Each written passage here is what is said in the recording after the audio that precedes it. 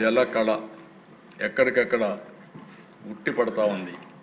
ఈరోజు మనం చూస్తే ఇప్పటికిక్కడ చూసినప్పుడు 1048 టీఎంసీ నీళ్లున్నాయి, 80%.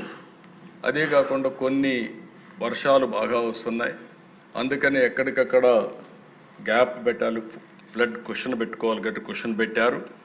అల్టిమేట్గా అవి ఫ్లడ్ తగ్గతానే అవి ఫిలప్ చేస్తారు. కాబట్టి మొత్తం ఇప్పటికీ 74% పూర్తయింది ఉన్నాయి. ఇది ఒక వినూత్నమైన కార్యక్రమం. కొన్ని ప్రాజెక్టులు కొన్ని ఇబ్బందులు వచ్చాయి. తుంగభద్ర గేట్స్ కొట్టుకోపోయినాయి, మొన్నే నిలిపాం.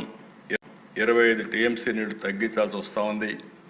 పిఏబిఆర్ ఒక 5 టీఎంసీ నీళ్లు తగ్గించాల్సి వస్తూ ఉంది. ఎందుకంటే అక్కడ సేఫ్టీ ఆఫ్ ది డ్యామ్ ఇవన్నిటి కోసం దాన్ని కూడా స్టడీ చేస్తున్నాం.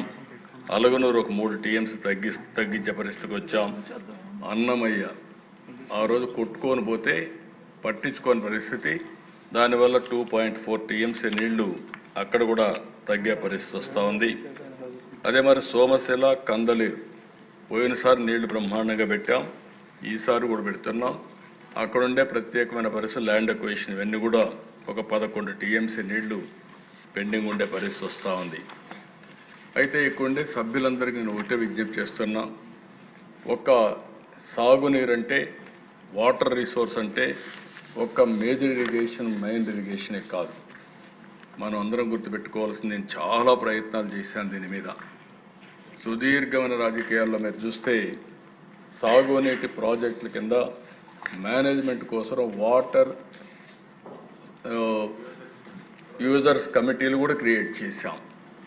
ఆ రోజు చాలా వరకు స్టేక్ హోల్డర్స్ కమిటీస్ అన్ని మనం క్రియేట్ చేశాం.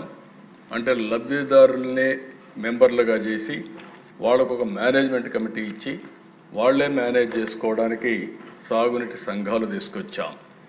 ఈరోజు 5 ఏళ్ళు వీళ్ళు లేకపోతే మొన్న వస్తానే సాగునీటి సంఘాలన్నీ పూర్తి చేశాం. ఆ రోజు ప్రారంభించిన డాక్రా సంఘాలు ఈరోజు చూస్తే 20,000 కోట్ల రూపాయలు కార్పస్ ఉంది, 50,000 కోట్ల రూపాయలు అప్పు తీసుకుంటున్నారు. వాళ్ళ యొక్క రీపేమెంట్ చూస్తే డిఫాల్టర్స్ 0.02% డిఫాల్టర్స్ ఉన్నారు. అంటే దేశంలో ప్రపంచంలో ఎక్కడ కూడా తిరిగి 100% పే చేశారంటే అది ఒక్క ఆంధ్రప్రదేశ్లో ఉండే డాక్రా సంఘాలు మాత్రం పే చేయగలిగారు. అది వాళ్ళకి ఉండే మోటివేషన్.